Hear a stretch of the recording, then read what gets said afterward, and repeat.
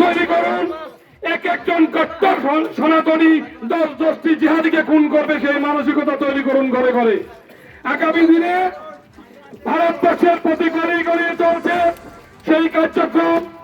আমরা মনে করি ধর্ম প্রোৎসাহিত যদি কাউকে খুন করা হয় তা পাপের নয়। সেই রকম বাংলাদেশে সংখ্যালঘু হিন্দুদের প্রতি একটা আগ্রহ রাখবো, প্রতি ঘরে অস্ত্র সজ্জিত হন এবং এক একজন সনাতনী 10 জন। ডক্টর মোহাম্মদ ইউনূসকে জুতুপেটা ও কুশপুতলিকা দাহ করল বিরোনিয়ার হিন্দু সনাতনী নাগরিক সমাজ। বাংলাদেশের তত্ত্বাবধায়ক সরকারের প্রধান ডক্টর মোহাম্মদ ইউনূসকে মৌলবাদী আখ্যায়িত করে জুতুপেটা সহ আগুন দিয়ে কুশপুতলিকা পোড়ানো হয় বিরোনিয়ার হিন্দু সনাতনী নাগরিক সমাজের পক্ষ থেকে। বাংলাদেশের তত্ত্বাবধায়ক সরকারের নেতৃত্বে দিকে দিকে চলছে হিন্দুদের উপর আক্রমণ, বাড়িঘর, মঠ, মন্দির আগুন দিয়ে জ্বালিয়ে দেওয়া সহ হিন্দু ও বৌদ্ধ সম্প্রদায়ের মানুষের হত্যার পাশাপাশি বাংলাদেশের হিন্দু ধর্ম প্রচারক চিন্ময় কৃষ্ণ প্রভুকে মিথ্যা মামলায় আটক করার প্রতিবাদে সরব হয়। বিক্ষোভ দেখিয়ে ইউনূসকে জুতো পেটা করে কুশপুতলিকা পোড়ালো। বিলোনিয়া হিন্দু সনাতনী নাগরিক সমাজের ডাকে হয় মৌলবাদীদের বিরুদ্ধে প্রতিবাদের বিক্ষোভ মিছিল শুরু হয় রবিবার বিকেল 4টা নাগাদ বিলোনিয়ার হাসপাতাল সংলগ্ন এলাকা থেকে।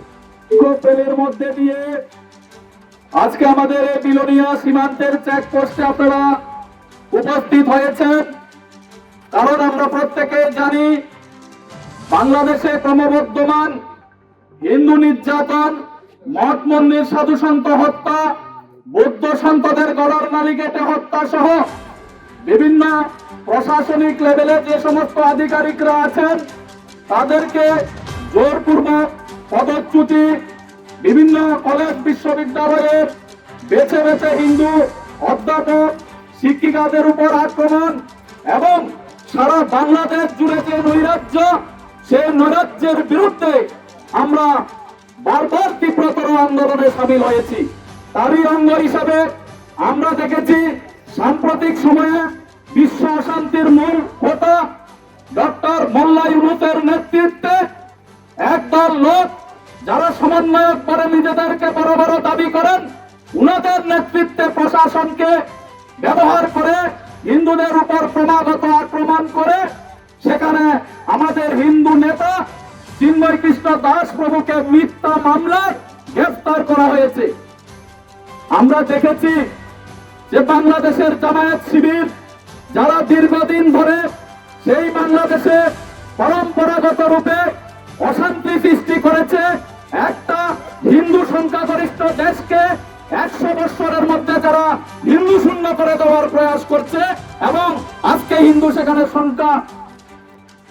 সংখ্যালঘুতে পরিণত হয়েছে, সেই জায়গায় দাঁড়িয়ে চিন্ময় প্রভুর মিথ্যা মামলায় গ্রেফতার আমরা কোনোভাবেই মানছি না।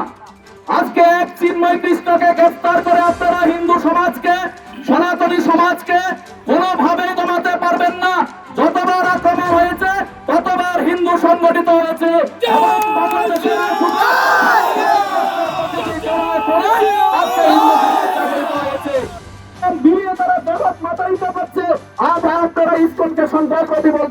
আপনাদের কাছে একটা তথ্য প্রমাণ দেখাতে পারবেন যে ইসকন সন্ত্রাসবাদী কার্যকলাপের সঙ্গে লিপ্ত আছে?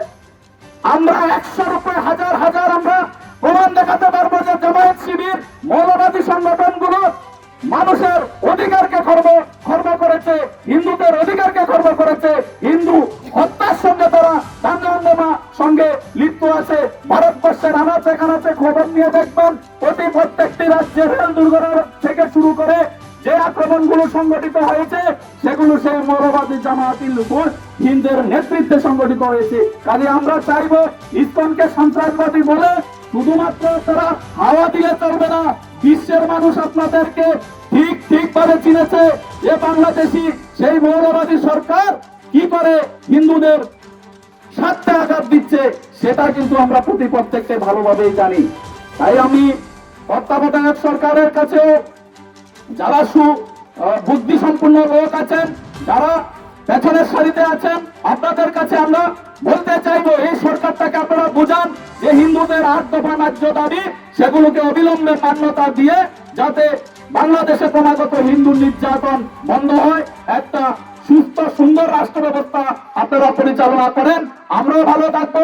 আমাদের সঙ্গে আপনাদের যে কূটনৈতিক সম্পর্ক সেটাও বিচ্ছিন্ন হবে না।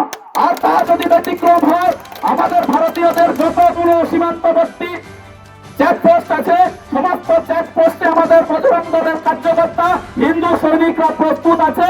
দরকার হলে গুলির মুখে হলেও আমরা সেই সমস্ত পণ্য পরিষেবা আমরা বন্ধ করে দেব।